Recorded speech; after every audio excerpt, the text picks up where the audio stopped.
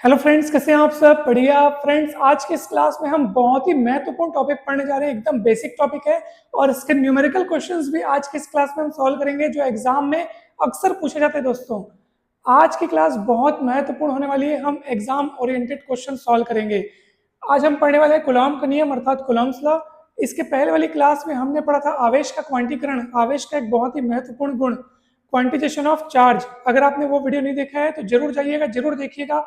Description box में आपको उसका लिंक मिल जाएगा। बहुत आसान भाषा में उसको एक्सप्लेन किया गया और उसके भी न्यूमेरिकल एग्जाम्पल समझाया गया दोस्तों, तो जरूर देखिएगा। आइए देखते हैं कूलॉम का नियम क्या कहता है। किन्हीं दो बिंदु आवेशों के मध्य लगने वाले बल के बारे में ये नियम है। आप देख सकते हैं Q1 और Q2 दो बिंदु आवेश है। बिंदु आवेश किसको बोलते हैं? जैसा कि नाम से स्पष्ट है, बिंदु यानी छोटा आवेश।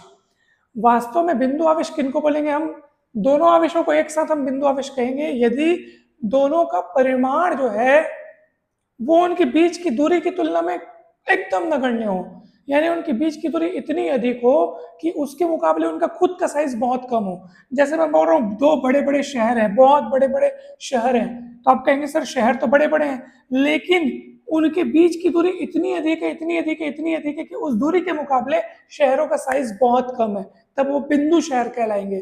ठीक वैसे यदि आवेशों का साइज बहुत कम हो, आवेशों का परिमाण बहुत कम हो उनके बीच की दूरी की तुलना में, तो वो आवेश बिंदु आवेश कहलाएंगे। ठीक है, तो ये चीज आपको समझ में आ गई होगी।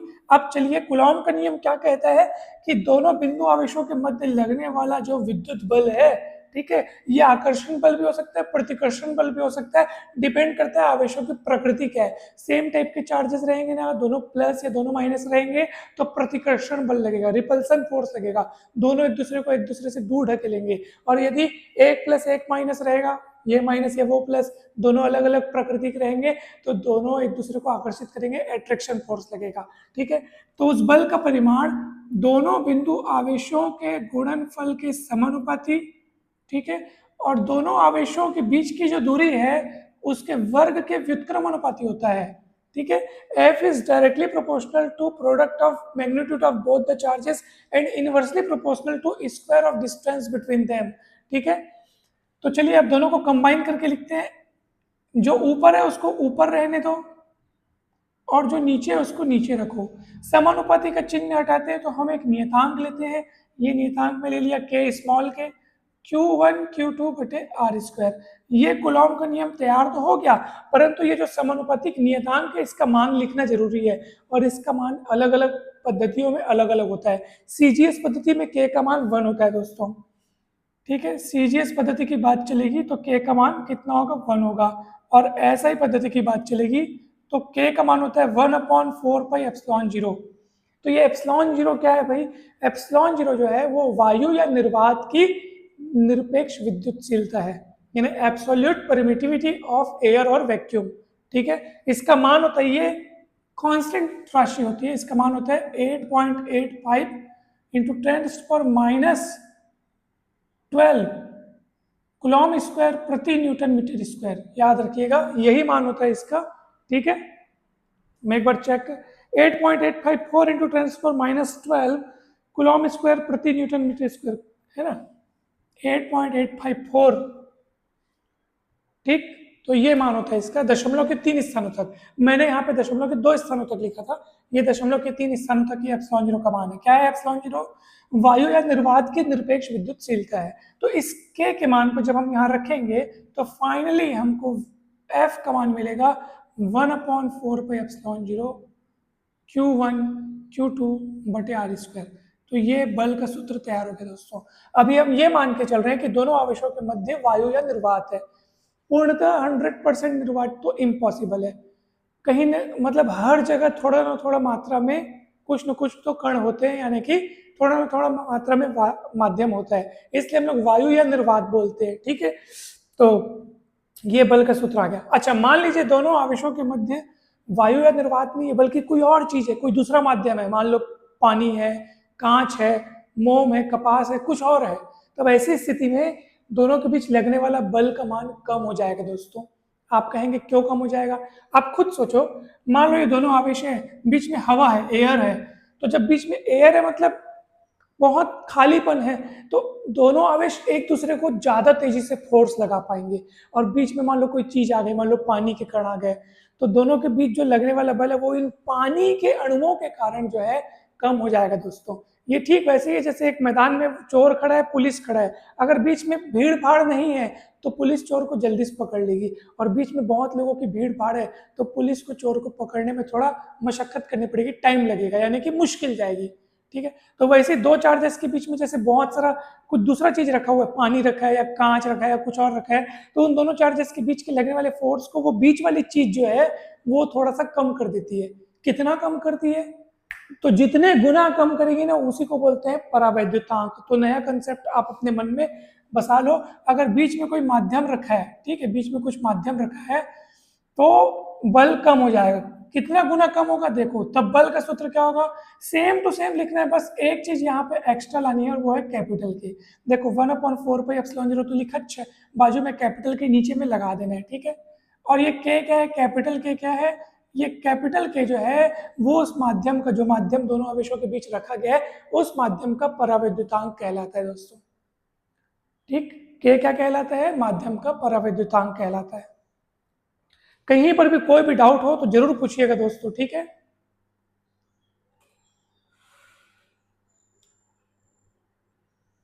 और इस के का मान हर माध्यम के लिए अलग अलग होता है।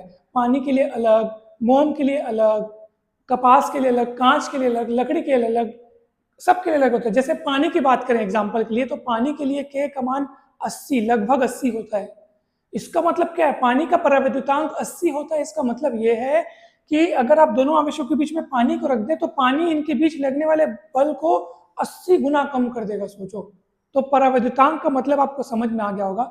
यानी जब इनके बीच कुछ नहीं है, वायु या निर्वात है, जब इनके बीच कुछ नहीं है, वायु या निर्वात है, तब लगने वाला बल F, और जब इनके बीच कुछ है तब लगने वाला बल मान लो F डैश है, तो दोनों का बटा करोगे ना तो जो राशि मिलेगी वो होता है परावैद्युतांक। यानी बिना किसी वायु या निर्वात के अलावा अगर और कोई माध्यम न हो, वायु या निर्वात हो, तब लगने वाला बल F, और कोई दूसरा माध्यम हो वायु या निर्वात के अलावा अगर अन्य कोई हो, तब लगने वाला बल को अभी F डैश बोल रहे हैं। तो दोनों का बटा करोगे तो K मिलेगा, और K को ही बोलते हैं माध्यम का परावैद्युतांक, जिसकी वैल्यू हर माध्यम के लिए अलग अलग होती है दोस्तों। तो ये चीज आपको बहुत अच्छे से क्लियर हो गई होगी, बहुत बढ़िया तरीके से एक्सप्लेन हो गया होगा। ये कूलॉम का नियम हो गया। चलिए जल्दी से चलते हैं इंपॉर्टेंट क्वेश्चंस में जो एग्जाम में अनेक बार पूछे गए हैं दोस्तों। चलिए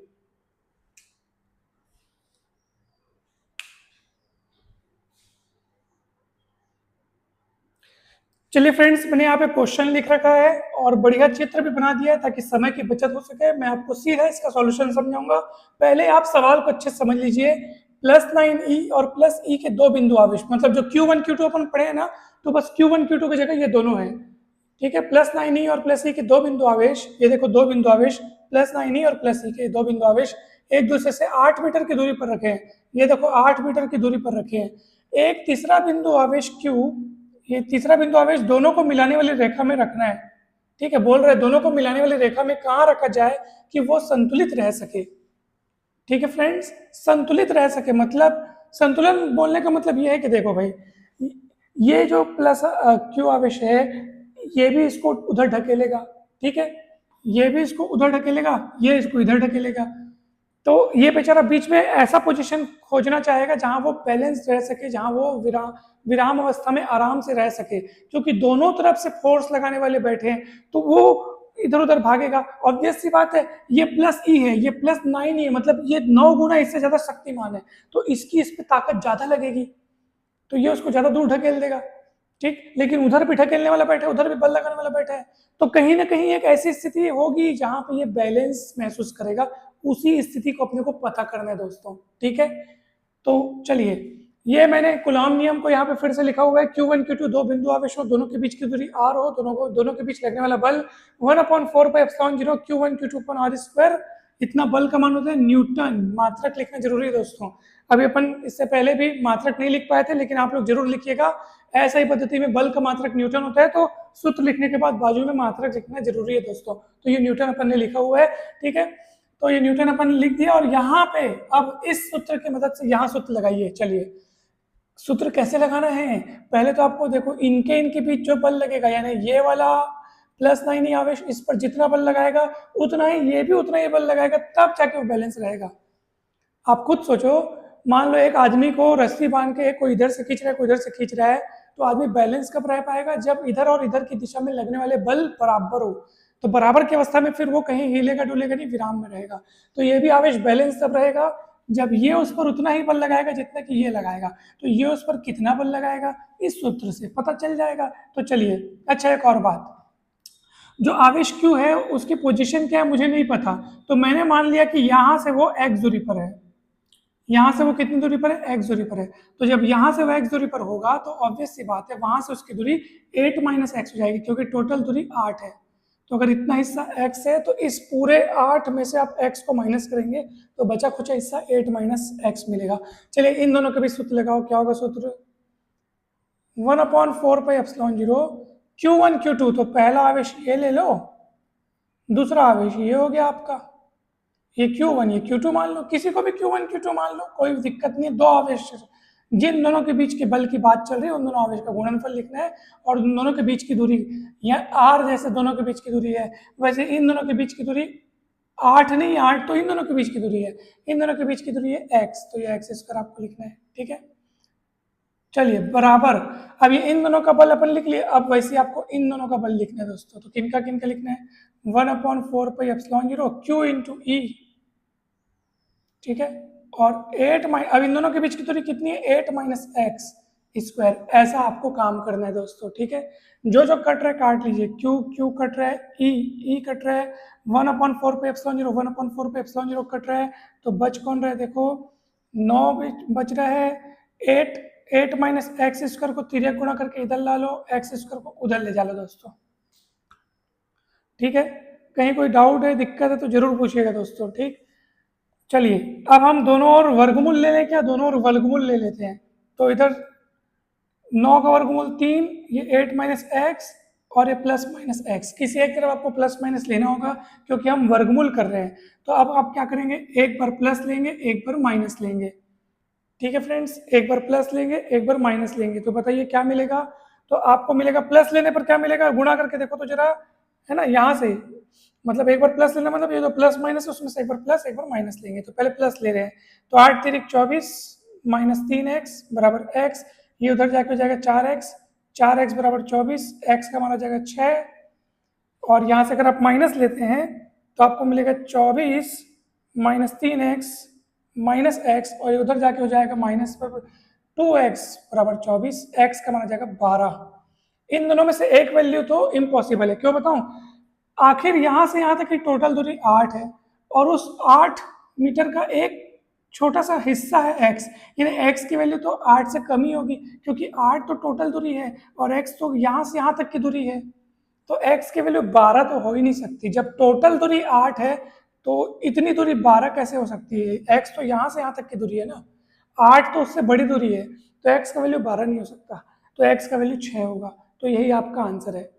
कहाँ रखा जाए, तो x = 6 पर, यानी यहाँ से यहाँ तक की दूरी होनी चाहिए 6 मीटर, यानी +9e से उसकी दूरी 6 मीटर और बची कुछ दूरी हो चाहिए 2 मीटर, 2 मीटर, तभी तो टोटल 8 है ना, तो 8 में से 6 इधर 2 उधर, सीधी सी बात है। ये आपका आंसर आ गया दोस्तों। मुझे पूरी उम्मीद है कि ये सवाल आपको बहुत अच्छे से समझ में आया होगा। इसी तरीके के सवाल आप लोग सॉल्व करके देखिएगा दोस्तों, परीक्षा में पूछे जाते हैं। दोस्तों वीडियो कैसा लगा कमेंट करके अवश्य बताइएगा। कूलॉम का नियम मुझे पूरी उम्मीद है आपको अच्छे से समझ में आया होगा और ये सवाल भी अच्छे से समझ में आया होगा। मैथ्स, फिजिक्स और केमिस्ट्री की संपूर्ण तैयारी के लिए ये चैनल आपको बहुत मदद करेगा। चैनल को जरूर सब्सक्राइब कर लीजिए और वीडियो को लाइक एवं शेयर जरूर कीजिएगा। कमेंट करके जरूर बताइएगा कि ये वीडियो आपको कैसा लगा। धन्यवाद, जल्दी मिलते हैं नेक्स्ट वीडियोस में।